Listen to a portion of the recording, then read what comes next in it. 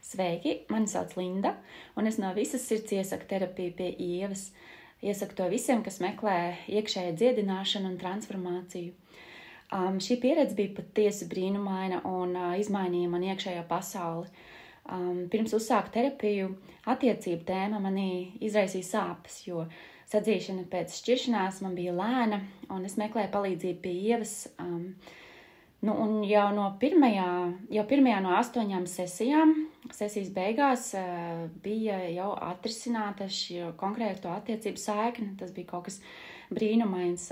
Manī pazuda iekšējais kritiķis un daudz skaļāka bija kāda cita manas balss, kas jūt cieņu ne tikai pret šo vīrieti, bet arī pret vīriešiem kopumā. Un parādījās tāda kā cieņa pret nezināmo, tāda kā pietāte.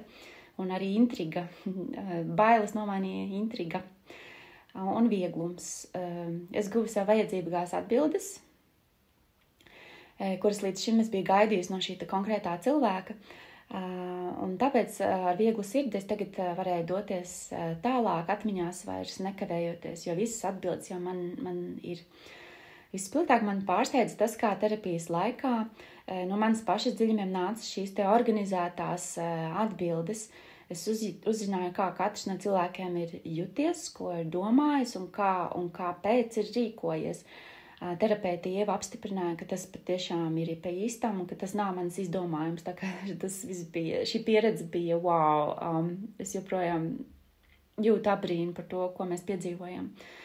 Šī terapija notika dialogā, ko Ieva vadīja ar augstu profesionalitāti, cieņu un viedumu.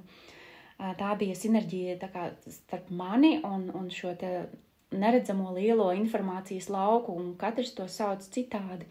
Un Ieva šo sarunu vadīja.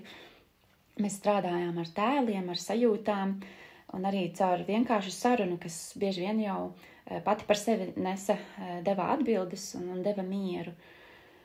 Šī terapija ļāva man piedzīvot kopumā, ka patiesība vienmēr ir daudz mīlošāka nekā mums ikdienā šķiet.